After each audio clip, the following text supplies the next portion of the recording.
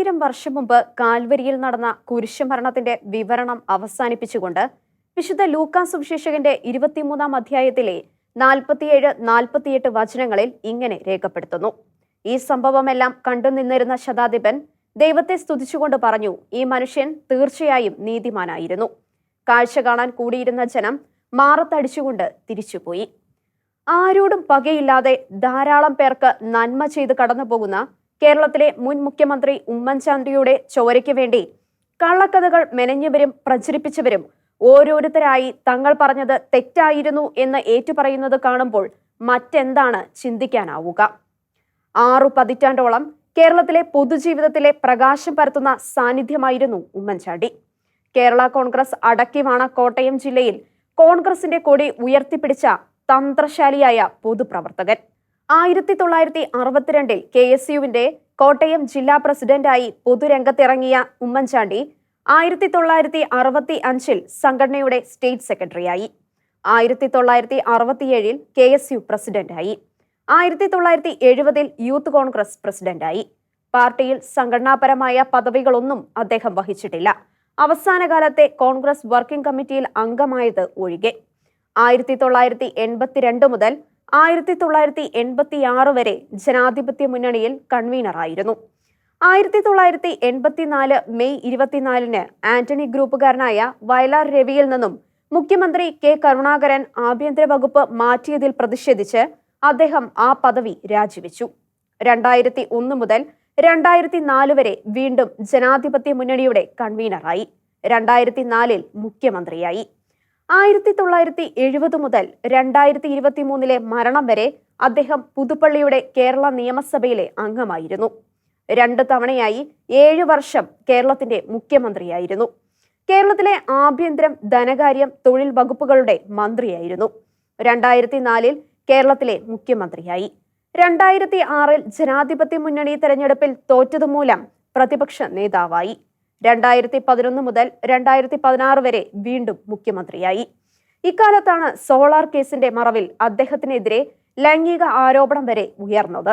ഉമ്മൻചാണ്ടിയുടെ സഹപ്രവർത്തകരായിരുന്ന PC ജോർജും KB Ganesh കുമാറും CPM മുഖപത്രമായ ദേശാഭിമാനിയുടെ അക്കാലത്തെ കൺസൾട്ടിംഗ് എഡിറ്ററായിരുന്ന ഗോവിന്ദൻകുട്ടിയും ചില യൂട്യൂബ് ചാനലുകാരും അദ്ദേഹത്തോട് മാപ്പ് പറയുന്ന വീഡിയോകൾ കണ്ടു.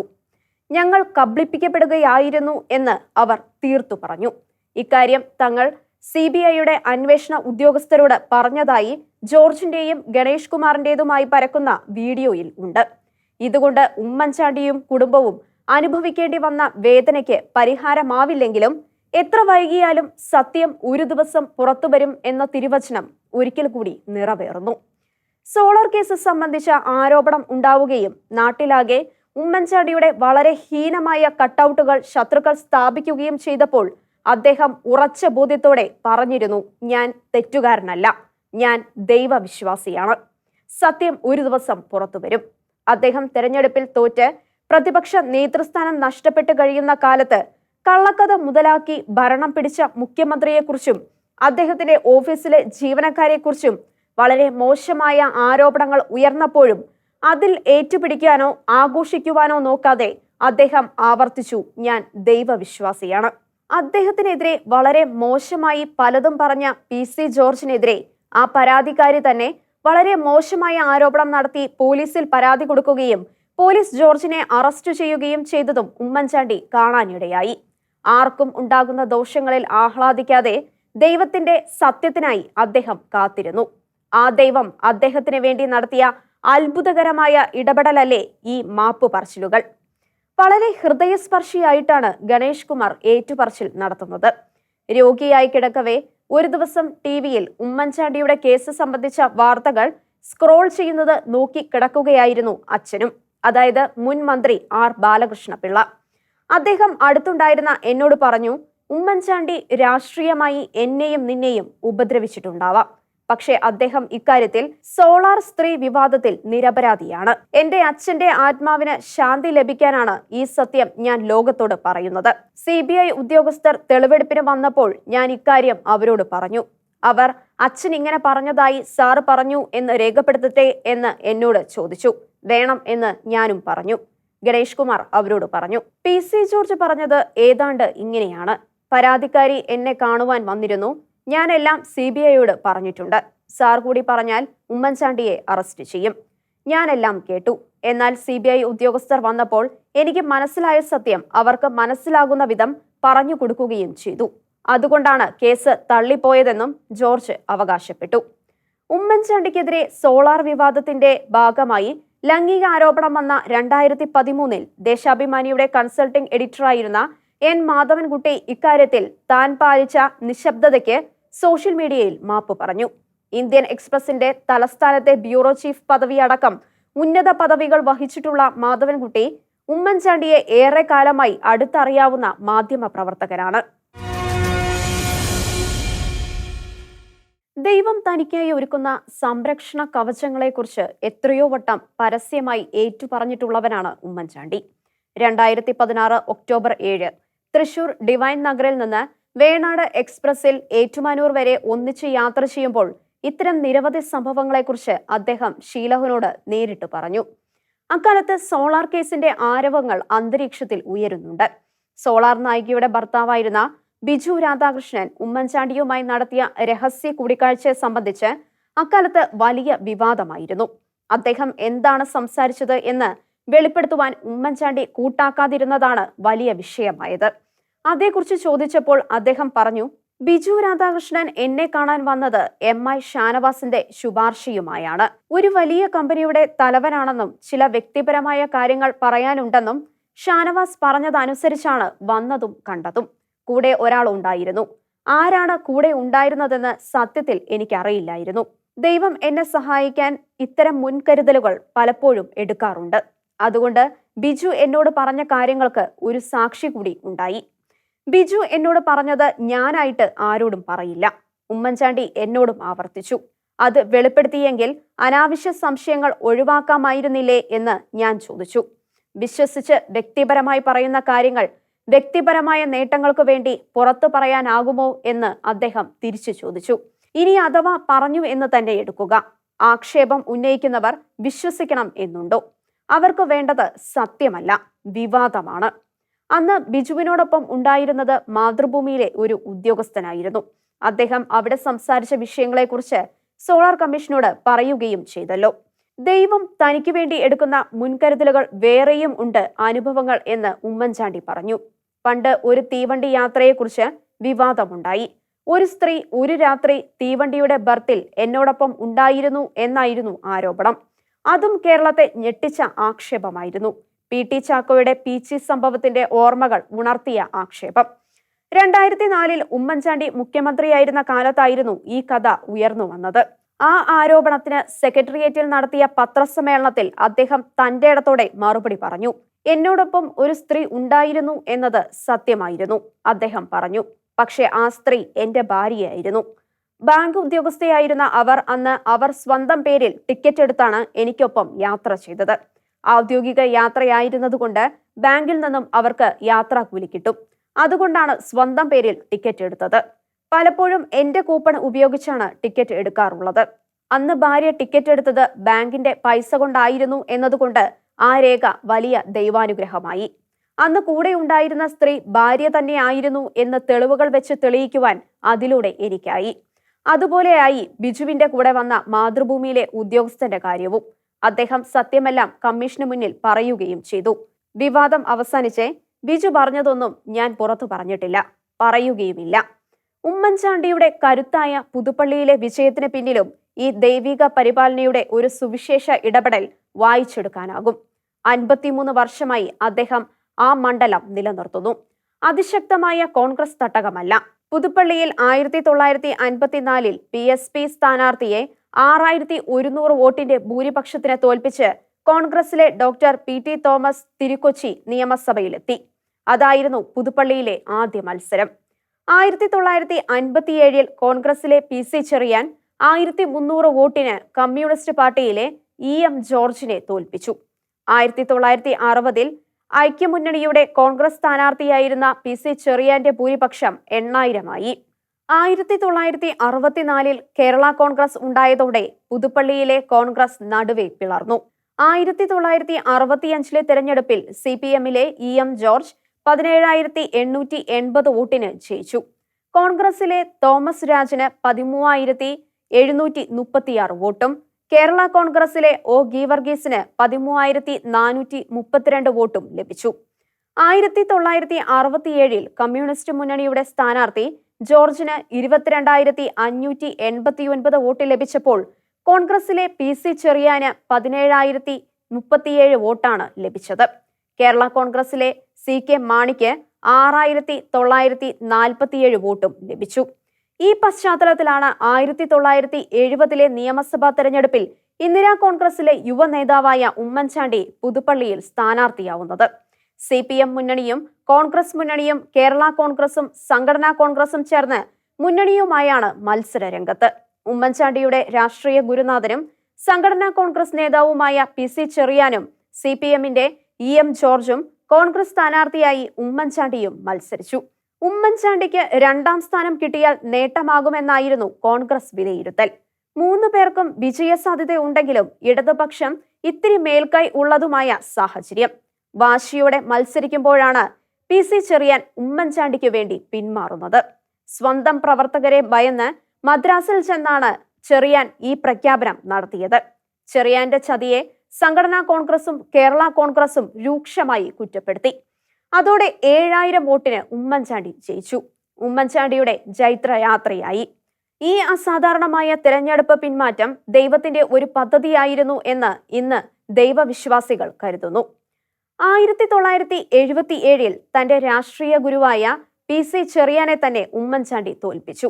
പിന്നീട് ഓരോ തിരഞ്ഞെടുപ്പിലും ഉമ്മൻചാണ്ടിയുടെ വോട്ട് കൂടി. 2016 ഉമ്മൻചാണ്ടിയുടെ വോട്ട് 71,597 ആയി. SFIയുടെ ജയിക്കിന് കിട്ടിയത് 45,505 വോട്ടും BJPയുടെ ജോർജ് കുര്യന് 15,993 വോട്ടും കിട്ടി.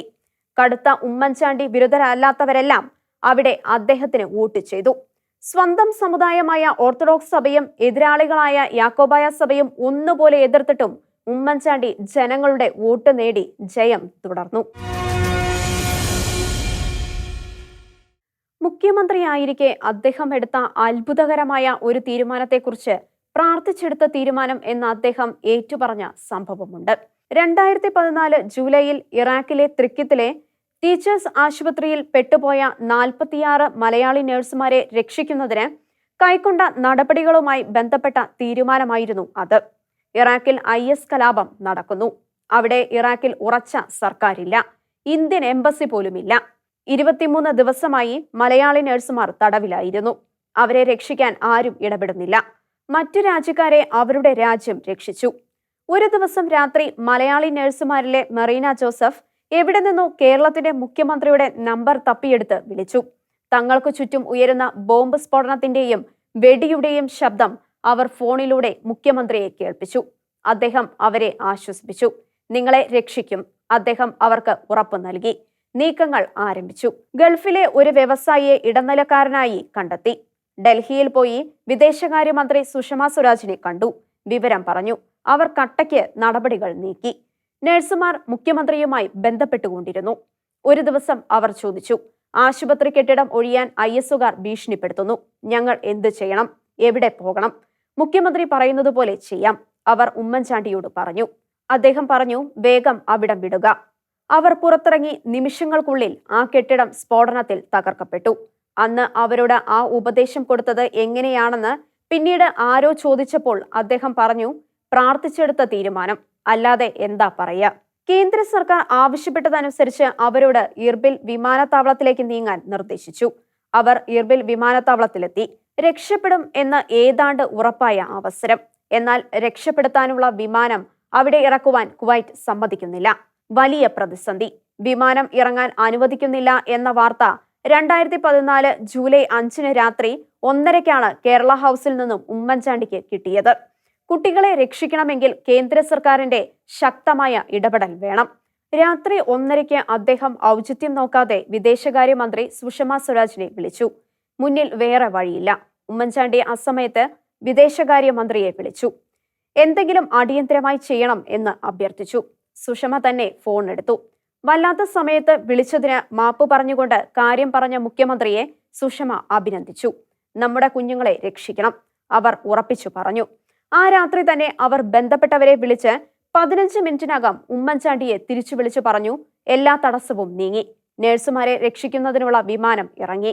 ആരുടെയും വിജയത്തിന്റെ പ്രശ്നമല്ല, യോജിച്ചുള്ള പ്രവർത്തനമാണ് നഴ്സുമാരുടെ രക്ഷയ്ക്ക് സഹായമായത്, ഉമ്മൻചാണ്ടി പിന്നീട് പറഞ്ഞു. രാഷ്ട്രീയം നോക്കാതെ പ്രവർത്തിച്ച സുഷമ സ്വരാജിന് അദ്ദേഹം നിറഞ്ഞ ഹൃദയത്തോടെ നന്ദി പറഞ്ഞു. വിവാഹ നിശ്ചയം കഴിഞ്ഞ അന്ന് പ്രതിശ്രുത വധു ഭാര്യ മറിയാമ്മയോട് ഉമ്മൻചാണ്ടി ആദ്യം പറഞ്ഞത് തെരഞ്ഞെടുപ്പ് വരുന്നു, പ്രാർത്ഥിക്കണം എന്ന് മാത്രമായിരുന്നു എന്ന് മറിയാമ്മ ഓർമ്മിക്കുന്നത് പലപ്പോഴും കേട്ടിട്ടുണ്ട്. മരണശയ്യയിലായിരുന്നപ്പോൾ ഉമ്മൻചാണ്ടിയെ കാണാനെത്തിയ കേന്ദ്ര വിദേശകാര്യ സഹമന്ത്രി വി മുരളീധരനോട് നേർത്ത ശബ്ദത്തിൽ അദ്ദേഹം തിരക്കിയത് ലെബനനിലെ ജയിലിൽ മരണം കാത്തുകിടക്കുന്ന നിമിഷപ്രിയയെക്കുറിച്ചായിരുന്നു എന്ന് അദ്ദേഹം ഓർമ്മിച്ചു. ലോകത്ത് എവിടെയും ഉള്ള മലയാളികൾക്കു വേണ്ടി അദ്ദേഹത്തിന്റെ ഹൃദയം തുടിച്ചിരുന്നു എന്ന് ഈ സംഭവം അടിവരയിടുന്നു. കോവിഡ് കാലത്ത് അന്യനാടുകളിൽ കുടുങ്ങിപ്പോയവരെ രക്ഷിക്കുവാൻ ഉമ്മൻചാണ്ടി ഓരോ നാട്ടിലുമുള്ള സുഹൃത്തുക്കൾ വഴി ഇടപെട്ടതിന്റെ കഥകൾ നിരവധിയാണ്. AG ജോണിനു ശേഷം താൻ ക്രൈസ്തവനാണെന്ന സത്യം മറച്ചുവെക്കാതെ മുഖ്യമന്ത്രി പദവി വഹിച്ച ധീരനാണ് ഉമ്മൻചാണ്ടി. യഥാർത്ഥ ക്രൈസ്തവന് ദൈവം പിതാവും മനുഷ്യരെല്ലാം സഹോദരങ്ങളും ആണെന്നും ഓരോ മനുഷ്യനും ചെയ്യുന്ന സഹായങ്ങൾ ദൈവത്തിന് കൊടുക്കുന്ന കാഴ്ചകളാണെന്നും വിശ്വസിച്ച് ജാതിയോ മതമോ ദേശമോ ഒന്നും നോക്കാതെ എല്ലാ മതത്തിലും വിശ്വാസത്തിലും പെട്ടവരെ അദ്ദേഹം സഹോദരങ്ങളായി കണക്കാക്കി. അവരുടെ നന്മയ്ക്കും പുരോഗതിക്കും വേണ്ടി പ്രവർത്തിച്ചു. എല്ലാവരുടെയും നല്ല അയൽക്കാരനായി. ഓർത്തഡോക്സ് സഭാക്കാരനായ അദ്ദേഹം മരണം വരെ ഓർത്തഡോക്സ് ഭക്തനായിരുന്നു. പുതുപ്പള്ളി സെന്റ് ജോർജ് ഇടവകയുടെ സജീവ അംഗം. അദ്ദേഹത്തിന്റെ ഞായറാഴ്ചകൾ ആരംഭിക്കുന്നത് പുതുപ്പള്ളി പള്ളിയിലെ വിശുദ്ധ കുർബാനയോടെ ആയിരുന്നു. എന്നാൽ അദ്ദേഹം മുഖ്യമന്ത്രിയായിരുന്ന കാലത്ത് കോലഞ്ചേരി പള്ളി പ്രശ്നത്തിൽ ഓർത്തഡോക്സ് സഭയുടെ ആവശ്യം അംഗീകരിച്ചു കൊടുക്കുവാൻ അദ്ദേഹം കൂട്ടാക്കിയില്ല.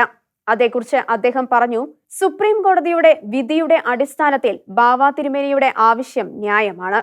കോടതി വിധി അനുസരിച്ച് അവർക്ക് അവകാശപ്പെട്ട പള്ളിയാണത്. എന്നാൽ അവിടെ വിശ്വാസികൾ ഏറെയും മറുവിഭാഗക്കാരാണ്. ശ്രേഷ്ഠ കാതോലിക്ക ബാവ തന്നെ സമരത്തിനെത്തും, ക്രമസമാധാന പ്രശ്നമാവും. അതുകൊണ്ടാണ് ഓർത്തഡോക്സുകാർ ആഗ്രഹിച്ച തീരുമാനം സർക്കാരിന് എടുക്കാനാവാതെ വന്നത്. ഓർത്തഡോക്സ് സഭ വലിയ യുദ്ധപ്രഖ്യാപനം നടത്തി. 2006-ലെയും 2011-ലെയും 2016-ലെയും നിയമസഭാ തെരഞ്ഞെടുപ്പിൽ സഭ പരസ്യമായി ഉമ്മൻചാണ്ടിയെ എതിർത്തു. 2006-ൽ ജനാധിപത്യ മുന്നണി തോറ്റതിന് ഈ എതിർപ്പും നല്ല പങ്ക് വഹിച്ചു. 2011-ലും ഓർത്തഡോക്സ് മേഖലകളിൽ ജനാധിപത്യ മുന്നണിക്ക് തിരിച്ചടി ഉണ്ടായെങ്കിലും ജയിച്ചു. 2016-ൽ ഉമ്മൻചാണ്ടി നയിച്ച ജനാധിപത്യ മുന്നണിയെ തോൽപ്പിച്ച് പിണറായി നയിച്ച ഇടതുമുന്നണി അധികാരത്തിൽ വന്നപ്പോൾ ദേവലോകത്തെ അന്നത്തെ ബാവ തിരുമേനിയും സംഘവും ക്ലിഫ് ഹൗസിലെത്തി പിണറായിയെ കണ്ട ശേഷം ഞങ്ങൾക്ക് ഒരു രക്ഷകനുണ്ടായിരിക്കുന്നു എന്ന് പരസ്യമായി പറഞ്ഞപ്പോഴും ഉമ്മൻചാണ്ടി രോഷം കൊണ്ടില്ല. അദ്ദേഹം വീണ്ടും എല്ലാ ഞായറാഴ്ചയും പുതുപ്പള്ളി പള്ളിയിൽ കുർബാനയ്ക്ക് പോവുകയും സഭയുടെ പരിപാടികളിൽ സംബന്ധിക്കുകയും ചെയ്തു. അതാണ് ഉമ്മൻചാണ്ടി. ദുരന്തമുഖങ്ങളിൽ സഹായവുമായി പറന്നെത്തുന്ന മുഖ്യമന്ത്രിയായിരുന്നു അദ്ദേഹം. 2004 ഡിസംബർ 26 സുനാമി തിര കേരള തീരത്തെ കവർന്നപ്പോൾ അടൂരിൽ പൊതുപരിപാടിയിൽ പങ്കെടുക്കുകയായിരുന്നു അദ്ദേഹം. അവിടെ നിന്നും നേരെ ദുരന്തമുഖത്തെത്തിയ മുഖ്യമന്ത്രി പാതിരാത്രി വരെ അവിടെ നിന്ന് രക്ഷാപ്രവർത്തനങ്ങളിൽ പങ്കാളിയായി. തലസ്ഥാനത്ത് വന്ന അദ്ദേഹം രാത്രി മന്ത്രിസഭാ യോഗം വിളിച്ച് പ്രവർത്തനങ്ങൾ ചർച്ച ചെയ്തു, തീരുമാനങ്ങൾ എടുത്തു. കൊല്ലം പുറ്റങ്ങൽ വെടിക്കെട്ട് അപകടം ഉണ്ടായപ്പോൾ മന്ത്രിമാരെ എല്ലാം കൊല്ലത്തിന് വിളിച്ച് അവിടെ മന്ത്രിസഭാ യോഗം കൂടി. ദുഃഖങ്ങളും ദുരന്തങ്ങളും നടന്ന വീടുകളിലും സ്ഥലങ്ങളിലും അദ്ദേഹം എപ്പോഴും ഓടിയെത്തി. ഉമ്മൻചാണ്ടിയോളം മരിച്ചടങ്ങുകളിൽ പങ്കെടുത്തിട്ടുള്ള ഒരു വ്യക്തി കേരളത്തിൽ ഉണ്ടാവില്ല, ചിലപ്പോൾ ലോകത്തിൽ തന്നെ ഉണ്ടാവില്ല. TP വധം നടക്കുമ്പോൾ ഡൽഹിയിലായിരുന്ന മുഖ്യമന്ത്രി സംഭവം അറിഞ്ഞ് നേരിട്ട് വിമാനം കിട്ടാത്തതുകൊണ്ട് മംഗലാപുരത്ത് ഇറങ്ങി കാറുമാർഗം ഒഞ്ചിയത്തെത്തി. കോവിഡ് കാലത്തും അല്ലാത്തപ്പോഴും വേദനിക്കുന്നവരെ സഹായിക്കുവാൻ ഉമ്മൻചാണ്ടി നടത്തിയ എത്രയോ ഇടപെടലുകളാണ് ഇന്ന് ജനം വാഴ്ത്തിപ്പാടുന്നത്. കാരുണ്യത്തിന്റെ മഹാദിനങ്ങളായിരുന്നു ഉമ്മൻചാണ്ടിയുടെ 2011 മുതൽ 16 വരെയുള്ള ഭരണകാലം. മാണി ആവിഷ്കരിച്ച് നടപ്പാക്കിയ കാരുണ്യ പദ്ധതിയും മുഖ്യമന്ത്രി നേരിട്ട് നടത്തിയ കേൾവിശക്തി ഇല്ലാത്തവർക്ക് അതിനുള്ള ഉപകരണം വാങ്ങുന്നതിനുള്ള പദ്ധതിയും എത്രയോ ജീവിതങ്ങളെ അക്കാലത്ത് പ്രകാശപൂരിതമാക്കി. ആരോടും കമ്മീഷൻ പറ്റാതെയാണ് എല്ലാം നടന്നിരുന്നത് എന്ന് ഇന്ന് ഓർക്കേണ്ടതുണ്ട്. ഭരണനാടയിൽ കുടുങ്ങിക്കിടക്കുന്ന ജീവിതങ്ങൾക്ക് സഹായം എത്തിക്കുന്നതിന് അദ്ദേഹം നടത്തിയ ജനസമ്പർക്ക പരിപാടികൾ നാട്ടിലെ മഹോത്സവങ്ങളായിരുന്നു. ഉമ്മൻചാണ്ടിയുടെ ജനസമ്പർക്ക പരിപാടികൾ സംബന്ധിച്ച് പ്രശ്നപരിഹാരം നേടിയവരിൽ പരിപാടിയെ വല്ലാതെ പരിഹസിച്ച പ്രമുഖരായ ഇടതുപക്ഷ നേതാക്കളുടെ കുടുംബങ്ങൾ വരെ ഉണ്ടായിരുന്നു എന്നതും ചരിത്രം. തുടർച്ചയായി 19 മണിക്കൂർ വരെയാണ് അദ്ദേഹം ജനങ്ങളുടെ പ്രശ്നങ്ങൾക്ക് പരിഹാരം കണ്ട് ജനങ്ങൾക്കിടയിൽ ചിലവഴിച്ചത്. UN പോലും അമ്പരന്നുപോയി ഈ ബഹുജന പരിപാടി കണ്ട്. ആന്റണിയുടെ കുടുംബം പോലും ഉമ്മൻചാണ്ടിയുടെ സഹായം എന്ന് ആന്റണി പറഞ്ഞത് വലിയ സാക്ഷ്യമാണ്. ഇത്തരം സഹായം കിട്ടിയ എത്രയോ ആയിരങ്ങളാണ് സാക്ഷ്യം പറയുന്നത്. കൂടെയുള്ളവർക്കും സഹായം തേടി വരുന്നവർക്കും മരുന്ന് വാങ്ങാനും വീട് വെക്കാനും മക്കളെ വിവാഹം കഴിച്ച് അയക്കുന്നതിനും എല്ലാം ഉമ്മൻചാണ്ടി സഹായം ക്രമീകരിച്ചിരുന്നു. യുവ പാർട്ടി പ്രവർത്തകർക്ക് പാർട്ടി പ്രവർത്തനത്തിന് അദ്ദേഹം സഹായം എത്തിച്ചിരുന്നു. നല്ല ഓർമ്മയാണ് ഉമ്മൻചാണ്ടിക്ക്. ആര് പറയുന്നതും ഓർത്തിരിക്കും. അദ്ദേഹം ധനമന്ത്രിയായിരുന്ന കാലത്തെ ഒരു സംഭവം. സർക്കാർ ജീവനക്കാരുടെ ഹൗസ് ലോണിന് അദ്ദേഹത്തിന്റെ ഒരു സുഹൃത്തിന്റെ ഭാര്യ അപേക്ഷ കൊടുത്തു. വിവരം ഉമ്മൻചാണ്ടിയോടും പറഞ്ഞു. ഇക്കൊല്ലത്തെ അലോട്ട്മെന്റ് തീർന്നു, അതുകൊണ്ട് ഇക്കൊല്ലം സാധ്യത കുറവാണെന്ന് അദ്ദേഹം കൃത്യമായി പറഞ്ഞു. എന്നാൽ മറ്റു വകുപ്പുകളിൽ നിന്നും ചിലവാകാതെ ചിലപ്പോൾ പണം തിരിച്ചു വരാറുണ്ട്. തിരിച്ചു വന്നാൽ നോക്കാമെന്ന് അദ്ദേഹം പറഞ്ഞു. തന്റെ വകുപ്പിലെ കൊച്ചു കാര്യത്തിലും എത്ര അറിവായിരുന്നു അദ്ദേഹത്തിന് എന്ന് ഓർക്കുക. 2-3 മാസം പിന്നിട്ടു. ഓസിയുടെ സുഹൃത്ത് വായ്പാ കാര്യം മറന്നു. ഒരു ദിവസം അദ്ദേഹം നിയമസഭയിൽ റിപ്പോർട്ടിംഗിൽ വ്യാപൃതനായിരിക്കുമ്പോൾ ഓസിയുടെ PA അദ്ദേഹത്തെ കാണാൻ ചെന്നു. ഹൗസ് ലോണിന് വൈഫ് കൊടുത്ത അപേക്ഷ ധനവകുപ്പിലെ സെക്ഷനിൽ കാണുന്നില്ല. ഓസി തിരക്കുന്നു. അലോട്ട് ചെയ്യാൻ കുറെ പൈസ വന്നിട്ടുണ്ട്. വൈഫിനെ വിളിച്ചു ചോദിക്ക്. അന്വേഷിച്ചത് കാണാതെ വന്നാൽ പിന്നെ എന്താണ് പരിഹാരം? പുതിയ അപേക്ഷ കൊടുക്കുക. അത് എത്രയും വേഗം സെക്രട്ടേറിയറ്റിൽ എത്തിക്കുക. എല്ലാം ഒരു ദിവസം കൊണ്ട് നടന്നു. ധനമന്ത്രി ഉത്തരവും പാസാക്കി. ഓരോ ദിവസവും വീട്ടിൽ കയറുമ്പോൾ ഓസിയെ ഓർക്കും, അദ്ദേഹം പറഞ്ഞു. അങ്ങനെ എത്ര കഥകൾ. ഒരു സുഹൃത്തിന്റെ കുഞ്ഞിന് കോക്ലിയർ ഇംപ്ലാന്റിന് സഹായം വേണം. ജില്ലയിൽ അപേക്ഷ കൊടുത്തിട്ട് വച്ച് താമസിപ്പിക്കുന്നു. മുഖ്യമന്ത്രി അറിഞ്ഞു. പെട്ടെന്ന് സഹായവും എത്തി. എത്ര കുഞ്ഞുങ്ങൾ, അവരുടെ മാതാപിതാക്കൾ ഉമ്മൻചാണ്ടിയുടെ ഈ വാത്സല്യം അനുഭവിച്ചു. വികസന വിരുദ്ധരായ CPM-മായി പോരാടി കേരളത്തിന്റെ മുഖച്ഛായ മാറ്റിയ മുഖ്യമന്ത്രിയാണ് ഉമ്മൻചാണ്ടി. കൊച്ചി മെട്രോയുടെ തടസ്സങ്ങൾ നീക്കാൻ ഡൽഹി മുഖ്യമന്ത്രി ഷീലാ ദീക്ഷിതിനെ നേരിട്ട് കണ്ട് സംസാരിച്ചു. മെട്രോമാൻ ശ്രീധരന്റെ സഹായം ഉറപ്പാക്കി. സംസ്ഥാനത്തെ ഉദ്യോഗസ്ഥർക്ക് എതിർപ്പായിരുന്നു മെട്രോമാനെ. അവസാനം അത് നടത്തി. ഗെയിൽ പദ്ധതിക്കെതിരെ സമരം കൊച്ചിയിൽ നയിച്ചത് ഇന്നത്തെ വ്യവസായ മന്ത്രിയായിരുന്നു. കണ്ണൂർ വിമാനത്താവളം, തലസ്ഥാനത്തെ ഗ്രീൻഫീൽഡ് സ്റ്റേഡിയം, വെട്ടിയൂർക്കാവ് ഷൂട്ടിംഗ് റേഞ്ച്, പാളയം അടിപ്പാത, തകരപ്പറമ്പ് മേൽപ്പാത, കൊച്ചി സ്മാർട്ട് സിറ്റി എല്ലാം ഉമ്മൻചാണ്ടി സർക്കാരിന്റെ സംഭാവനകളാണ്. 2015 വിഴിഞ്ഞം തുറമുഖ കരാർ ഒപ്പിട്ടു. കരാർ എടുക്കുവാൻ ആരും ഇല്ലാതിരുന്ന കാലത്തായിരുന്നു അദാനിയുടെ വരവ്. അദാനിക്ക് കരാർ കൊടുക്കുന്നതിന് പാർട്ടി എതിരായിരുന്നു. ഉമ്മൻചാണ്ടി സോണിയെ നേരിട്ട് കണ്ട് കാര്യങ്ങൾ ബോധ്യപ്പെടുത്തിയാണ് അദ്ദേഹം പദ്ധതിക്ക് അംഗീകാരം നേടിയത്. അദാനി ഗ്രൂപ്പുമായി തുറമുഖ കരാർ ഒപ്പിട്ടപ്പോൾ തുറമുഖ നിർമ്മാണം ആരംഭിക്കുന്നത് മുതൽ 5 വർഷത്തേക്ക് ഉണ്ടാകാവുന്ന പ്രത്യക്ഷവും പരോക്ഷവുമായ നഷ്ടങ്ങൾ നികത്തുന്നതിനായി മത്സ്യത്തൊഴിലാളികൾക്കായി ഉമ്മൻചാണ്ടി സർക്കാർ 471 കോടിയുടെ പദ്ധതി പ്രഖ്യാപിച്ചു. തുറമുഖ നിർമ്മാണം ആരംഭിക്കുമ്പോൾ ഉണ്ടായേക്കാവുന്ന തീരശോഷണം അടക്കമുള്ള ഗുരുതരമായ പ്രത്യാഘാതങ്ങൾക്ക് പരിഹാരമുണ്ടാക്കുന്നതിനാണ് സർക്കാർ 471 കോടിയുടെ പദ്ധതി പ്രഖ്യാപിച്ചത്. പദ്ധതി വലിയവേളി മുതൽ പനത്തുറ വരെയുള്ള 7876 കുടുംബങ്ങളെ ബാധിക്കുമെന്ന് സർക്കാർ പഠനം തന്നെ കണ്ടെത്തിയിരുന്നു.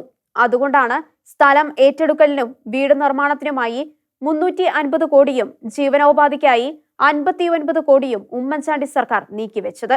എന്നിട്ടും പദ്ധതിക്കായി കുടിയിറക്കപ്പെട്ട കുടുംബങ്ങൾ 2018 മുതൽ വലിയ തുറയിലെ സിമന്റ് ഗോഡൌണിൽ ആരുമില്ലാതെ താമസിക്കേണ്ടി വരികയാണ്. എന്തുകൊണ്ട്?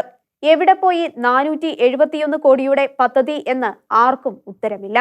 അതാണ് പിണറായിയും ഉമ്മൻചാണ്ടിയും തമ്മിലുള്ള ഒരു വ്യത്യാസം. തലസ്ഥാനത്ത് ലൈറ്റ് മെട്രോ പദ്ധതി, Thiruvananthapuram Chengannur sub urban railway തുടങ്ങിയ വമ്പൻ പദ്ധതികൾക്കും തുടക്കം കുറിച്ചു. നാടിന്റെ വികസനവും പുരോഗതിയും അദ്ദേഹത്തിന്റെ ഹൃദയ സ്വപ്നങ്ങളായിരുന്നു. അത് അതിവേഗം ചെയ്യണമെന്നും ബഹുദൂരം എത്തണമെന്നും അദ്ദേഹം ആഗ്രഹിച്ചു. എന്നും സാധാരണക്കാരനായിരിക്കുവാനും സാധാരണക്കാരോട് ഒപ്പമായിരിക്കുവാനും ബോധപൂർവം ശ്രമിച്ച നേതാവാണ് അദ്ദേഹം. അദ്ദേഹത്തിന്റെ സംസ്കാര കർമ്മങ്ങൾക്ക് ഔദ്യോഗിക ബഹുമതി വേണ്ടെന്ന തീരുമാനം പോലും അതിൽപ്പെടും. ഔദ്യോഗിക ബഹുമതികളോടെയുള്ള സംസ്കാര ചടങ്ങുകൾക്ക് തീർത്ത് പ്രതീക്ഷിക്കാത്ത കേന്ദ്രങ്ങൾ പോലും കരുക്കൾ നീക്കുന്ന ഇക്കാലത്ത് ഉമ്മൻചാണ്ടി മരണത്തിലൂടെയും മാതൃകയാവുകയാണ്. തന്നെ കുരിശിലേറ്റിയവരോടുള്ള എതിർപ്പ് കൊണ്ടല്ല ഈ തീരുമാനം. അദ്ദേഹം ലാളിത്യത്തിന് മാതൃക കാണിക്കുകയാണ്. ലാളിത്യം ജീവിച്ചു കാണിക്കുകയാണ്. ജീവിതത്തിലെ സംഭവങ്ങൾ ധാരാളമുണ്ട്. ഒരിക്കൽ അദ്ദേഹം ഒരു പൊതുയോഗത്തിന് വീട്ടിൽ നിന്നും ഇറങ്ങി. കാറിൽ ഇരിക്കുമ്പോഴാണ് ശ്രദ്ധിച്ചത്, ഷർട്ടിൽ മുഴുവൻ കരിമ്പനാണ്. മഹാവൃത്തികേട്. എന്ത് ചെയ്യും? തിരിച്ചുപോയി പുതിയ ഉടുപ്പെടുക്കാൻ ശ്രമിച്ചാൽ സമയം പോകും. അദ്ദേഹം പെട്ടെന്ന് വണ്ടിയിലിരുന്ന സുഹൃത്തിനോട് ഷർട്ട് ഊരാൻ പറഞ്ഞു. അത് വാങ്ങി ധരിച്ചു. തന്റെ ഷർട്ട് അയാൾക്കും കൊടുത്തു. പ്രശ്നം പരിഹരിച്ചു. ഇത്തരം എത്രയോ സംഭവങ്ങൾ. ഒരിക്കൽ ഒരു ദിനപത്രത്തിൽ നിന്നും അദ്ദേഹം എഴുതിയ കോളത്തിന് പ്രതിഫലമായി വലിയ ഒരു തുക വന്നു. Oommen Chandy press secretary PT. ചാക്കോയെ വിളിച്ചു. ചാക്കോച്ച, ഇതാ അവർ അയച്ച DD. ചാക്കോച്ചനല്ലേ എന്നേക്കാൾ ഇതിന് കഷ്ടപ്പെട്ടത്, ചാക്കോച്ചൻ വെച്ചോളൂ, അദ്ദേഹം പറഞ്ഞു. വേണ്ട സാർ, ചാക്കോച്ചൻ പറഞ്ഞു. സാറിന് വേണ്ടെങ്കിൽ സാറിന്റെ ചാരിറ്റ്സിൽ ചേർക്കാം. ചാക്കോച്ചന് വേണ്ടെങ്കിൽ അങ്ങനെ ചെയ്തോളൂ, അദ്ദേഹം സമ്മതിച്ചു. 2004 ആന്റണി രാജിവെച്ചപ്പോൾ മുഖ്യമന്ത്രിയായ അദ്ദേഹം മുഖ്യമന്ത്രിയുടെ ഔദ്യോഗിക വസതിയായ ക്ലിഫ് ഹൗസ് താമസത്തിനെടുത്തില്ല. പകരം പുതുപ്പള്ളി ഹൗസിൽ തന്നെ താമസിച്ചു. അടുത്ത കാലത്തായി കേരളത്തിൽ ആകെ കാണുന്ന ഒരു പ്രവണതയാണ് MLAയുടെ വികസന പ്രവർത്തനങ്ങളെല്ലാം പേരെഴുതി പ്രദർശിപ്പിക്കുക. പുതുപ്പള്ളിയിൽ അതിന് വിലക്കുണ്ടായിരുന്നു. നേട്ടങ്ങൾ എഴുതി പ്രദർശിപ്പിക്കുവാൻ അദ്ദേഹം അനുവദിച്ചില്ല. വെടിക്കെട്ട് പ്രതികരണങ്ങൾ നടത്തി കയ്യടി നേടുവാനോ കുടുക്കിൽ വീഴാനോ അദ്ദേഹം തയ്യാറായില്ല. 1970കളിൽ കേരളത്തിലെ KSUവും യൂത്ത് കോൺഗ്രസ് പ്രസ്ഥാനം ഒന്നടങ്കം സ്വകാര്യ മാനേജ്മെന്റുകൾക്കും ന്യൂനപക്ഷ അവകാശങ്ങൾക്കും എതിരെ വരെ ശക്തമായ നിലപാട് എടുത്തപ്പോൾ അദ്ദേഹം വളരെ സൂക്ഷിച്ചുള്ള പ്രതികരണങ്ങളാണ് നടത്തിയത്. അവരെ എല്ലാം വീണ്ടും കാണേണ്ടതാണെന്ന ചിന്ത അദ്ദേഹത്തിന് ഉണ്ടായിരുന്നു. സമുദായ നേതാക്കളുമായെല്ലാം അദ്ദേഹം തുറന്ന ബന്ധം പുലർത്തി. എന്നാൽ തന്റെ സഹപ്രവർത്തകർക്കെതിരെ ഒരു വാക്കുപോലും പറഞ്ഞില്ല. അവർക്ക് ഒപ്പം നിന്നു. 1979 ഇന്ദിരയ്ക്കൊപ്പം നിൽക്കണമെന്നായിരുന്നു ഉമ്മൻചാണ്ടിയുടെ നിലപാട് എന്ന് വായിച്ചിട്ടുണ്ട്. ഗ്രൂപ്പിന്റെ ഐക്യത്തിന് വേണ്ടിയാണത്രേ അദ്ദേഹം ഇന്ദിരാ വിരുദ്ധ ചേരിയിലായത്. സ്നേഹത്തിന്റെയും സേവനത്തിന്റെയും ആർദ്രതയുടെയും മുഖമായി ജനങ്ങൾക്കിടയിൽ തനിക്ക് നിൽക്കാൻ സാധിക്കുന്നത് രാഷ്ട്രീയ പ്രവർത്തകനായതുകൊണ്ടാണെന്ന് അദ്ദേഹം വിശ്വസിച്ചു. അദ്ദേഹം കോൺഗ്രസ് രാഷ്ട്രീയത്തിൽ കലവറയില്ലാതെ വിശ്വസിച്ചു. രാഷ്ട്രീയത്തിൽ വരുന്നത് ഒന്നാമതായി അധികാരം നേടുന്നതിനാണ്. അധികാരം നേടുന്നത് ജനങ്ങളെ സഹായിക്കുവാനും അവർക്കായി സ്വപ്നങ്ങൾ കാണാനും നന്മ ചെയ്യാനുമാണെന്നും അദ്ദേഹം വിശ്വസിച്ചു. അതിനനുസരിച്ച് പ്രവർത്തിച്ചു. അധികാരം പിടിക്കുന്നതിന് വ്യക്തികളും പാർട്ടികളും നടത്തുന്ന കളികൾ മാത്രമായി കാണുവാനും കളിക്കുന്നവരോട് ഒരു പരിഭവവുമില്ലാതെ തിരിച്ചു കളിക്കാനും വിദഗ്ധനായിരുന്നു ഉമ്മൻചാണ്ടി. കുപ്രസിദ്ധമായ സോളാർ കേസിൽ തനിക്കെതിരെ ആരോപണം ഉന്നയിച്ചവർക്കെതിരെ പോലും അദ്ദേഹത്തിന് പകയോ വിദ്വേഷവോ ഇല്ല. അവരിൽ ചിലർ അദ്ദേഹത്തെ കണ്ട് തങ്ങൾ CBIയോട് സത്യം പറഞ്ഞതായി അറിയിച്ചപ്പോഴും അദ്ദേഹം നന്ദി പറയുക മാത്രം ചെയ്തു. ഉമ്മൻചാണ്ടിയുടെ ജനസമ്പർക്ക പരിപാടിയെ രാഷ്ട്രീയമായി എതിർത്ത ഇടതുപക്ഷം സോളാർ വിവാദം കത്തിനിന്ന നാളുകളിൽ 2013 ഒക്ടോബർ 27 അദ്ദേഹത്തെ കണ്ണൂരിൽ വെച്ച് കല്ലെറിഞ്ഞ് പരിക്കേൽപ്പിച്ചതും കേരള ചരിത്രത്തിലെ അപൂർവമായ കറുത്ത അധ്യായമാണ്. അദ്ദേഹത്തിന്റെ നെഞ്ചിലും നെറ്റിയിലും പരിക്കേറ്റു. മുഖ്യമന്ത്രിയെ പ്രത്യേക വിമാനത്താവളത്തിൽ തിരുവനന്തപുരത്ത് കൊണ്ടുവന്ന് മെഡിക്കൽ കോളേജിൽ പ്രവേശിപ്പിച്ചു. കണ്ണൂരിൽ വെച്ച് ഏറുകൊണ്ട് പരിക്കേറ്റ ഉമ്മൻചാണ്ടി ആദ്യം നടത്തിയ അഭ്യർത്ഥന ഇതിനെതിരെ പ്രതിഷേധ പരിപാടികൾ സംഘടിപ്പിക്കരുത് എന്നായിരുന്നു. പോലീസ് കേസെടുത്തു. കണ്ടാൽ അറിയാവുന്ന 1000 പേരെ പ്രതികളാക്കിയായിരുന്നു കേസ്. കേസിലെ പ്രതികളോടും ഉമ്മൻചാണ്ടി ക്ഷമിക്കുകയായിരുന്നു.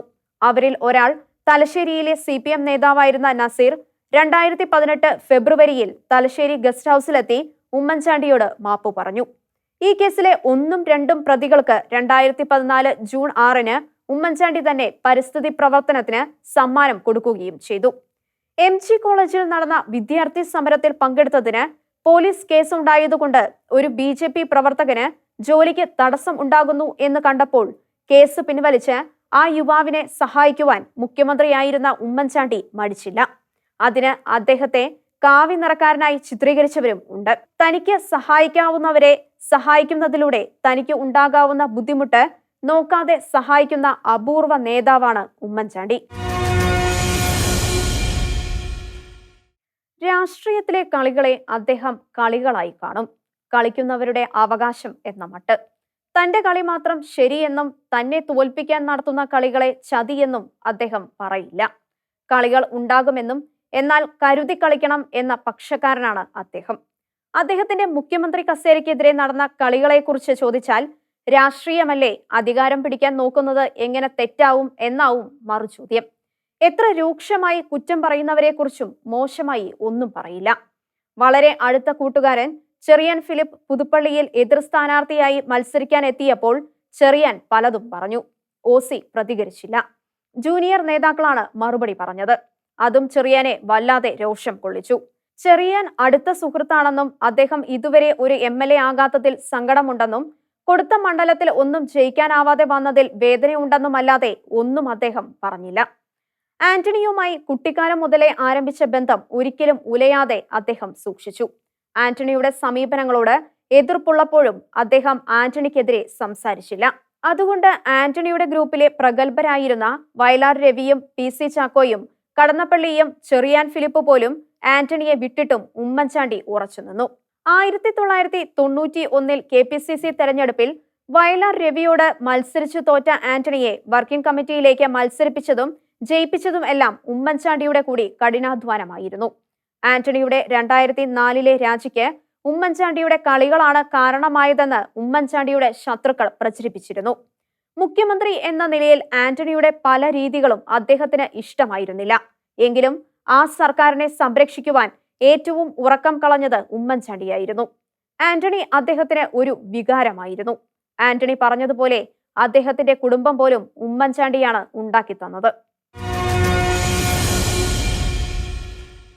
കോൺഗ്രസിലെ കളികളുടെ ആശാനായിരുന്ന കരുണാകരന് ആന്റണിയേക്കാൾ പേടി ഉമ്മൻചാണ്ടിയെ ആയിരുന്നു എന്ന് കരുണാകരൻ തന്നെ പലവട്ടം പറഞ്ഞിട്ടുണ്ട്. അവർ തമ്മിലുള്ള പോരാട്ടം ശരിക്കും തന്ത്രങ്ങളുടെ അഴിഞ്ഞാട്ടമായിരുന്നു. 1982 നവംബർ 20 ആന്റണി കോൺഗ്രസ് ഇന്ദിരാ കോൺഗ്രസിൽ ലയിച്ചതിനെ തുടർന്ന് പ്രാണരക്ഷാർത്ഥം ആന്റണി ഗ്രൂപ്പുകാർക്ക് കരുണാകരനുമായി നടത്തേണ്ടി വന്ന പോരാട്ടങ്ങളുടെ പടനായകനായിരുന്നു ഉമ്മൻചാണ്ടി. തിരിച്ചു വന്ന ആന്റണി കോൺഗ്രസുകാരെ ഇന്ദിരാഗാന്ധിയോടുള്ള അടുപ്പം മൂലം കരുണാകരൻ ശരിക്കും ഒതുക്കുകയായി. മന്ത്രിസഭയിലെ ആന്റണി കോൺഗ്രസ് പ്രതിനിധിയായിരുന്ന സിറിയക് ജോണിനെ ആരോടും ചോദിക്കാതെ 1983 ഓഗസ്റ്റിൽ കരുണാകരൻ മാറ്റി. ഒതുക്കാൻ നോക്കുന്നു എന്ന ചിന്ത സുരക്ഷ വേണ്ടവരെയെല്ലാം തീവ്രമായി ഒന്നിപ്പിച്ചു.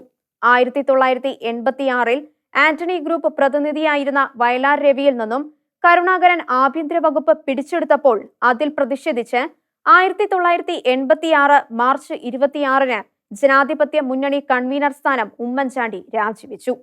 1991 മന്ത്രിസഭയുടെ കാലത്ത് അദ്ദേഹത്തെ നിയമസഭാ കക്ഷി നേതൃത്വത്തിൽ നിന്നും പുറത്താക്കുന്നതിനുള്ള ആന്റണി ഗ്രൂപ്പുകാരുടെ കളിക്കും അദ്ദേഹം ശക്തമായി പിന്തുണ കൊടുത്തു. പക്ഷേ ഒരിക്കലും ചാരക്കേസിൽ കുറ്റാരോപണം നടത്തിയില്ല. 1994 സെപ്റ്റംബർ 24 മന്ത്രി KP വിശ്വനാഥിന്റെ വസതിയിൽ ചേർന്ന A ഗ്രൂപ്പ് MLA-മാരുടെ യോഗം ഈ തീരുമാനം കൈക്കൊണ്ടതാണ്. അത് പരസ്യമാക്കുകയും ചെയ്തു. അതിനുശേഷമാണ് ചാരക്കേസ് വരുന്നത്. അതിൽ കരുണാകരന്റെ വിശ്വസ്തനായ പോലീസ് ഓഫീസർ രമൺ ശ്രീവാസ്തവ പ്രതിയാവുകയും അദ്ദേഹത്തിനെതിരെ സർക്കാർ നടപടി എടുക്കാൻ വൈകുകയും ചെയ്തതാണ് കരുണാകരനെ ചാരക്കേസിൽ മാധ്യമങ്ങൾ കൊണ്ടുവന്നതിന് കാരണം. 1992 പള്ളിപ്പുറത്ത് വെച്ച് കരുണാകരനുണ്ടായ കാർ അപകടത്തെ തുടർന്ന് സ്വീകരിച്ച നടപടികളിൽ ഉമ്മൻചാണ്ടി കടുത്ത നിലപാട് എടുത്തു. കരുണാകരന്റെ അഭാവത്തിൽ സഭാ നേതാവിന്റെ ചുമതലകൾ നിയമസഭാ കക്ഷി ഉപനേതാവായ ഉമ്മൻചാണ്ടിക്കായിരുന്നു കൊടുത്തത്. എന്നാൽ കരുണാകരനെ ചികിത്സയ്ക്കായി അമേരിക്കയ്ക്ക് കൊണ്ടുപോയപ്പോൾ ഉപനേതാവായ ഉമ്മൻചാണ്ടിക്ക് 2ാം സ്ഥാനം കൊടുത്തില്ല. പകരം CV പത്മരാജന് മന്ത്രിസഭാ യോഗത്തിൽ അധ്യക്ഷം വഹിക്കുവാനുള്ള അവകാശം കൊടുത്തു. ഇതിൽ പ്രതിഷേധിച്ച് ഉമ്മൻചാണ്ടി രാജിക്കൊരുങ്ങി. ആന്റണി സമ്മതിച്ചില്ല. എന്നാൽ അദ്ദേഹം നിയമസഭാ കക്ഷി ഉപനേതാവ് സ്ഥാനം രാജിവെച്ചു. കരുണാകരന്റെ ഒതുക്കൽ തുടർന്നു. 1994 ഒഴിവ് വന്ന രാജ്യസഭാ സീറ്റുകളിൽ ജനാധിപത്യ മുന്നണിക്ക് കിട്ടുന്ന 2 സീറ്റിൽ 1-ന് ആന്റണി കോൺഗ്രസ് അവകാശവാദം ഉന്നയിച്ചു. സീറ്റിലേക്ക് ഡോക്ടർ എം.എ. കുട്ടപ്പന്റെ പേരും നിർദ്ദേശിച്ചു. എന്നാൽ കരുണാകരൻ കളിച്ചു. ഒരു സീറ്റിന് ലീഗ് അവകാശം ഉന്നയിച്ചു. സീറ്റ് ലീഗിന് കൊടുത്തു. ഹൈക്കമാൻഡിൽ നിന്നും അഹമ്മദ് പട്ടേൽ വിളിച്ചു പറഞ്ഞു കുട്ടപ്പൻ പിന്മാറണം. ഉമ്മൻചാണ്ടി സമ്മതിച്ചു. പകരം ഞാൻ രാജിവെക്കും, അദ്ദേഹം വാശി പിടിച്ചു. 1994 ജൂൺ 22 ധനമന്ത്രി സ്ഥാനം രാജിവെച്ചു. 1995 കരുണാകരന്റെ പതനത്തിന് ആക്കം കൂട്ടിയ സംഭവമായി ആ രാജി. സൗമ്യൻ എന്നതിനർത്ഥം ഒതുക്കേണ്ടവരെ ഒതുക്കില്ലെന്നല്ല, വെട്ടേണ്ടവരെ വെട്ടില്ലെന്നും അല്ല. അതൊക്കെ ഒരു കുഞ്ഞുഞ്ഞ് സ്റ്റൈലിൽ അങ്ങ് ചെയ്യും. അത്തരം സംഭവങ്ങൾ പലതുമുണ്ടാവും. ആന്റണി ഗ്രൂപ്പിന്റെ കിരീടമില്ലാത്ത പടനായകനായി എത്രയോ വർഷം അദ്ദേഹം കളിച്ചു. 2004 മുഖ്യമന്ത്രിയായപ്പോൾ കരുണാകരന്റെ വിശ്വസ്തനായിരുന്നു. മന്ത്രിസഭാ രഹസ്യങ്ങൾ അദ്ദേഹത്തിന് ചോർത്തിക്കൊടുത്തവർ എന്ന് സംശയിച്ച ആർ ബാലകൃഷ്ണപിള്ള, ടി.എം. ജേക്കബ് എന്നീ 2 പ്രഗത്ഭരെയോ അവരുടെ പാർട്ടിയെയോ അദ്ദേഹം മന്ത്രിസഭയിൽ എടുത്തില്ല. 1986 ഗ്രൂപ്പ് വിധേയത്വം ലംഘിച്ച് കരുണാകരനൊപ്പം മന്ത്രിയായ ആന്റണി ഗ്രൂപ്പ് നേതാക്കളായ തച്ചടി പ്രഭാകരനും പി.കെ. വേലായുധനും അടുത്ത തെരഞ്ഞെടുപ്പിൽ പാർട്ടി ടിക്കറ്റ് നിഷേധിച്ചു. സോളാർ വിവാദകാലത്ത് ബിജു പറഞ്ഞ കാര്യങ്ങൾ പുറത്തു പറയില്ല എന്ന കാര്യത്തിൽ കാണിച്ച കടുപിടുത്തം അസാധാരണമായി. 2011 ജനാധിപത്യ മുന്നണി സർക്കാരിന്റെ അന്തകനായി മാറിയ ബാർ പ്രശ്നത്തിൽ താൻ ആഗ്രഹിച്ചതുപോലെ നടക്കുന്നില്ല എന്ന് കണ്ടപ്പോൾ കേരളത്തിലെ മുഴുവൻ ബാറുകളും നിർത്താൻ എടുത്തതുപോലുള്ള തീരുമാനങ്ങളും കളി തന്നെ ആയിരുന്നു. 2011 നിയമസഭാ തെരഞ്ഞെടുപ്പിൽ കോൺഗ്രസുകാർ വലിച്ചു എന്ന് വലിയ പരിഭവവുമായി തിരഞ്ഞെടുപ്പ് ഫലം വന്നിട്ടും പാലയിൽ തന്നെ നിന്ന മാണിയെ കുഞ്ഞാലിക്കുട്ടി വഴി ധനകാര്യം തിരിച്ചുകൊടുത്ത് സർക്കാർ രൂപീകരണത്തിലെ പ്രശ്നങ്ങൾ തീർത്തത് വേറൊരു കഥ. മുഖ്യമന്ത്രി കസേര നോക്കി മാണി നടത്തിയ നീക്കങ്ങൾക്ക് തടയിടാൻ ബാർക്കോഴ കേസ് കൊണ്ടുവന്ന കോൺഗ്രസ് തന്ത്രവും ഉമ്മൻചാണ്ടി കൂടി അറിയാതാവില്ല. കെ.എം. മാണി സാർ ബാർക്കോഴ കേസിൽ നിരപരാധിയാണെന്ന് അവസാനം വരെ ഉമ്മൻചാണ്ടി നിലപാടെടുത്തതും രാഷ്ട്രീയ തന്ത്രം കൂടിയാണ്. 2011 കേരള കോൺഗ്രസ് മാണിയും ജോസഫുമായി ലയിക്കുമ്പോൾ അത് ഭാവിയിൽ കോൺഗ്രസിന് ഉണ്ടാക്കാവുന്ന പ്രശ്നങ്ങൾ നോക്കി എതിർത്തതും ലയനം മൂലം ഉണ്ടാകുന്ന ഗുണവും ദോഷവും മാണിസാറിന് തന്നെ എന്ന് പറഞ്ഞ് കോൺഗ്രസുകാരെ തണുപ്പിച്ചതും വേറൊരു കളി. അവസാനം ജോസഫ് വന്നതുകൊണ്ട് കിട്ടിയ 2 സീറ്റ് കൂടി ചേർത്താണ് 2011 ഉമ്മൻചാണ്ടിക്ക് ഭൂരിപക്ഷമായത്. മാണിസാർ വഴി വീണ്ടും ജനാധിപത്യ മുന്നണിയിലെത്തിയ ജോസഫ് മാണിസാറിനൊപ്പം രാജിവെക്കാതെ നോക്കിയതിന് പിന്നിലും ഉണ്ട് കളികളുടെ വൈഭവങ്ങൾ. അവസാനം ജോസഫിന് വേണ്ടി മാണിസാറിന്റെ കുട്ടികളെ ജനാധിപത്യ മുന്നണി വിടാൻ നിർബന്ധിച്ചതിന് പിന്നിലും ഉമ്മൻചാണ്ടിയുടെ കരങ്ങളും ഇല്ലെന്ന് ആരും കരുതുന്നില്ല. 2016 നിയമസഭാ തെരഞ്ഞെടുപ്പ് തോൽവിയെ തുടർന്ന് തോൽവിയുടെ ഉത്തരവാദിത്തം ഏറ്റെടുത്ത് എല്ലാ പദവികളും രാജിവെച്ചതും തോൽവിയിലേക്ക് നയിക്കുന്നതിന് കാരണമായെന്ന് പലരും കരുതിയ സുധീരനെ KPCC അധ്യക്ഷ സ്ഥാനത്ത് നിന്നും തെറിപ്പിക്കാനുള്ള കളിയായിരുന്നു എന്നും കരുതുന്നവരുണ്ട്. 2016 തെരഞ്ഞെടുപ്പ് തോൽവിയെ തുടർന്ന് ജനാധിപത്യ മുന്നണി വിട്ട മാണിസാറിനെ തിരിച്ചുപിടിക്കുവാൻ നടത്തിയ കളിയിലും പല രഹസ്യങ്ങൾ ഉണ്ടായിരുന്നു. 2018 കോൺഗ്രസിലെ PJ കുര്യന്റെ രാജ്യസഭാ സീറ്റ് കളഞ്ഞത് മനോഹരമായ ഒരു കളിയായിരുന്നു. വെട്ടുകൊള്ളുന്നവന് പോലും വെട്ടാണെന്ന് മനസ്സിലാകാത്ത കളി. ഉമ്മൻചാണ്ടിയുടെ ജൂബിലി പ്രമാണിച്ച് കോൺഗ്രസ് നേതാവും മുൻ വൈസ് ചാൻസലറുമായ ഡോക്ടർ സിറിയക് തോമസ് ഫേസ്ബുക്കിൽ എഴുതിയ ഒരു കുറിപ്പിൽ പറയുന്നു, വിശുദ്ധ അൽഫോൻസാമ്മയുടെ നാമകരണത്തിന് വത്തിക്കാനിലേക്ക് അയക്കേണ്ട ഔദ്യോഗിക സംഘത്തിൽ സിറിയക് തോമസിന്റെ പേരും പാലാ മെത്രാൻ ശുപാർശ ചെയ്തു. ഉമ്മൻചാണ്ടിയാണ് മുഖ്യമന്ത്രി. അദ്ദേഹത്തിന്റെ ക്യാബിനറ്റിലെ ഒരു മന്ത്രി സിറിയക്കിനെ എതിർത്തു. മെത്രാൻ തന്ന ലിസ്റ്റിൽ മാറ്റം വേണ്ട എന്ന് പറഞ്ഞ് ഉമ്മൻചാണ്ടി മന്ത്രിയെ അനുനയിപ്പിച്ചു. അങ്ങനെ സഹായിച്ചത് അദ്ദേഹത്തെ അറിയിക്കുകയും ചെയ്തു. അങ്ങനെ ആ മന്ത്രിക്ക് പാലായിൽ ഒരു ശത്രുവിനെ കൂടി സൃഷ്ടിക്കുകയും ചെയ്തു. അതാണ് കുഞ്ഞുഞ്ഞു ശൈലി. ഉമ്മൻചാണ്ടിയുടെ ഓമന പേരായിരുന്നു കുഞ്ഞുഞ്ഞ്. അടുപ്പമുള്ളവർ അങ്ങനെ വിളിക്കുന്നത് അദ്ദേഹത്തിന് ഇഷ്ടവുമായിരുന്നു. 2011 മുതലുള്ള അദ്ദേഹത്തിന്റെ ഭരണകാലത്തിന് ഒരു പേരുണ്ടായിരുന്നു, കൂക്കൂ ഭരണം. കുഞ്ഞുഞ്ഞ്, കുഞ്ഞുമാണി, കുഞ്ഞാപ്പ ഭരണം എന്നർത്ഥം. ദുഷ്പേരുകൾ എത്രയായാലും കേരളത്തിന് മറക്കാനാവാത്ത നല്ല കാര്യങ്ങളുടെ ദിനങ്ങളായിരുന്നു അത്.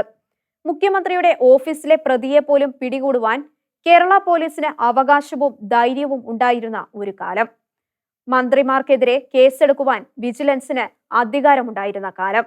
ആസുരഭാവത്തിന്റെ വല്ലാത്ത അടയാളങ്ങളിൽ ജീവിക്കുന്ന മലയാളി ചോദിച്ചു പോകുന്നു, കേരളത്തിലോ, കേരള പോലീസിനോ? നേരത്തെ കൂക്കു ഭരണം നടന്ന ഒരു കാലം കൂടിയുണ്ട്. 1981 ഉമ്മൻചാണ്ടി ആഭ്യന്തരമന്ത്രിയായിരുന്ന കാലം. അന്നത്തെ DGP MK ജോസഫിന്റെ ഓമനപ്പേരും കുഞ്ഞുഞ്ഞ് എന്നായിരുന്നു. അന്ന് പോലീസുകാർ കൂക്കു ഭരണത്തെക്കുറിച്ച് പറഞ്ഞിരുന്നു. നമ്മുടെ കുഞ്ഞുഞ്ഞിന്റെ കടന്നുപോകൽ അതുകൊണ്ട് ഒരു ഓർമ്മപ്പെടുത്തലാവുകയാണ്. ജനങ്ങളെ സ്നേഹിക്കുന്ന ഭരണാധികാരികൾ എങ്ങനെ തിരിച്ചു സ്നേഹിക്കപ്പെടുന്നു എന്നതിന്റെ. എത്ര ഒളിച്ചു പിടിക്കപ്പെട്ടാലും സത്യം നിറഞ്ഞ പ്രഭയോടെ പുറത്തുവരുന്ന ഒരു കാലം ഉണ്ടാകുമെന്നതിന്റെ. ചെങ്കോലും കിരീടവും ഇല്ലാത്ത രാജാക്കന്മാർ വാഴുന്നുണ്ട് എന്നതിന്റെ. എത്ര വലിയ ഭൗതിക നേട്ടത്തിനു വേണ്ടിയും നീതിമാന്റെ രക്തം ചിന്തുവാൻ ഇടയാക്കുന്നവന് അശുദ്ധാത്മാവിനെ പോലെ മനസ്സമാധാനം ഇല്ലാതെ അലയേണ്ടി വരും എന്നതിന്റെ. എത്ര കുടം ഗംഗാജലം ഒഴിച്ച് കഴുകിയാലും അവരുടെ കൈകൾ നീറിക്കൊണ്ടിരിക്കും എന്നതിന്റെ. ദൈവത്തിൽ വിശ്വാസം അർപ്പിക്കുന്നവന് വേണ്ടി നീതിയുടെ സൂര്യൻ ഉദിക്കുമെന്നതിന്റെ. ഷീലോഹന്റെ കാഴ്ചകൾ ഇനി അടുത്ത ആഴ്ച.